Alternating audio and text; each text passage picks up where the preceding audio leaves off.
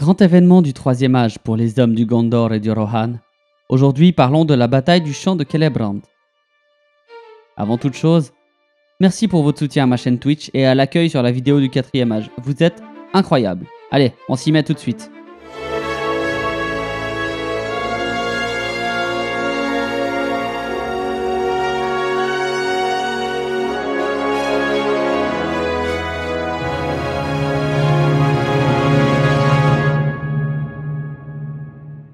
Nous sommes donc au troisième âge du monde, plus précisément, année 2510.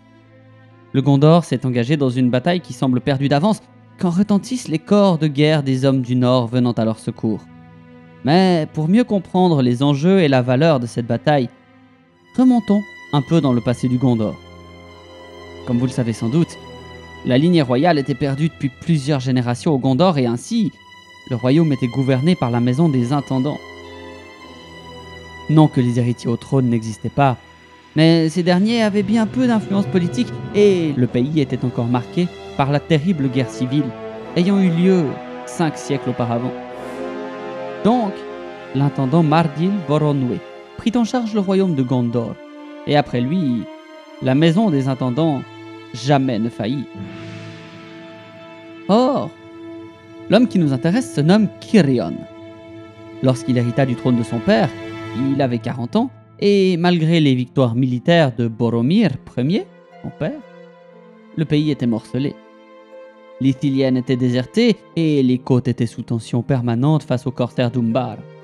Plus inquiétant encore, la population de leur marche nord, Calenardon, diminuait rapidement, trop rapidement. La force de Gondor était alors tout accaparée par cette défense aux frontières. Malgré tout cela, l'intendant Cirion avait toujours eu peur qu'une attaque vienne du nord ou de l'est, au niveau du fleuve Anduin, car là, tous les forts avaient été abandonnés, faute de garnisons disponibles pour les maintenir. Comme les hommes manquaient, la seule option pour l'intendant était une légère force d'éclaireurs rapides. Ceux-ci ont été envoyés tout le long de l'Anduin, vers la forêt noire, ainsi qu'à travers la plaine de la bataille, d'Agorlad. Et là, ils trouvèrent effectivement des choses plutôt alarmantes pour le Gondor. Un peuple nombreux était en train de migrer vers l'ouest. Ils se nommaient les Balthoth, et il était connu qu'ils étaient tombés sous l'ombre de Dol Guldur. Ils s'installèrent à l'est de la forêt noire, juste avant la rivière courante. Peu après, ils commencèrent à mener des raids sur les vallées d'Anduin, menant à la désertion de la région à partir des champs Osiris. Devant les succès de leurs raids, les Balthoth furent rejoints par d'autres hommes de l'Est, et ainsi leur puissance s'en trouva accrue. Après l'hiver de 1509, des nouvelles parvinrent à Cirion au Gondor. Une grande force d'hommes de l'Est, des Balthoth entre autres, se rassemblait au sud de la forêt noire, et il était clair que leur plan était d'envahir le Gondor, qui alors était si faible. Cirion était terrifié et désespéré, alors il fit ce que seul lui pouvait faire. Il a envoyé des messages à tous ses alliés récents et anciens, car il avait besoin de renforts. La survie du Gondor en dépendait. Mais il attendit les réponses, et aucune ne vint. 2510. L'armée des Balthoth, encore plus puissante que prévu, traverse la rivière en plusieurs endroits, foulant le Wold, région au nord du Calenardon. Là, ils ont massacré le peu de résistance offerte par les populations éparses qui vivaient là, des bouviers, des éleveurs. Mais alors que l'armée principale du Gondor arrive à Daglarond, d'Isengard et d'autres forteresses pour faire face à l'invasion naissante, le gros de l'armée Balthoth avait traversé, et une terrible bataille était sur le point de s'engager. L'intendant Cirion lui-même prit part à la bataille en menant l'armée du Nord pour défaire les Balthoth. La rencontre entre l'acier de l'Est et les épées du Gondor fut fracassante. L'adresse des hommes du Sud était la plus grande, mais le nombre des Balthoth était irrésistible. Bien que la valeur du Gondor fût louable, ils commencèrent à fléchir. Ils étaient encerclés, toute fuite était impossible. Des orques étaient descendus des monts brumeux. L'armée du Sud arriva alors à l'aide de celle du Nord, mais trop tard, car les orques des monts brumeux s'étaient joints déjà à la bataille, rendant cet affrontement difficile, plus désespéré encore. Les Dúnedain furent repoussés vers la rivière et ils s'apprêtaient là à vivre les derniers instants du Gondor, mais à les vivre avec honneur. Mais là, alors que tout espoir semblait avoir disparu, un corps. Une note emplie d'espoir pour le Gondor et de terreur pour leurs ennemis.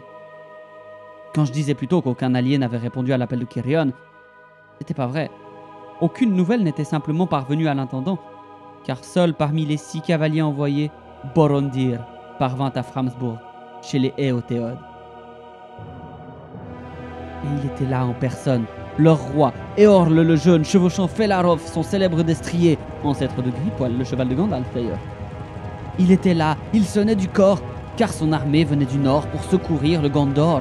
Non, pour sauver le futur du Gondor et des hommes.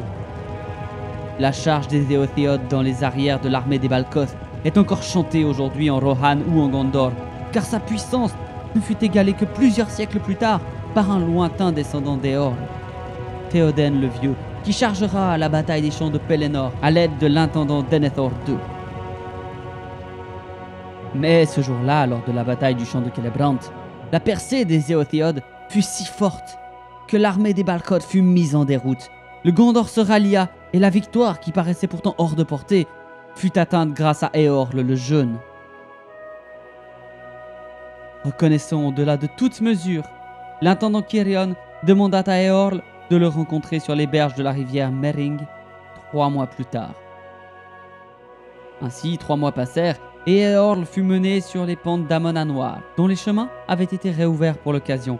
Et là, sur le sommet, ils conclurent ce que plus tard on connaîtra sous le nom de serment d'Éorle. Le serment offrait pour toujours le royaume de Calenardon à Éorle le Jeune et à son peuple. Il prévoyait aussi une alliance indéfectible entre Gondor et ce nouveau pays qui portera le nom de Rohan.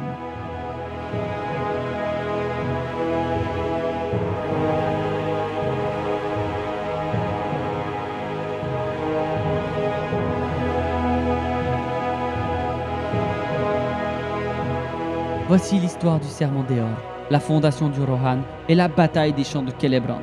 J'espère que cet épisode vous aura plu, pour court qu'il est. N'hésitez pas à like, partager, commenter la vidéo et tout ça. Ce serait le meilleur cadeau que vous puissiez me faire. Merci encore d'être toujours là à me suivre et à me soutenir.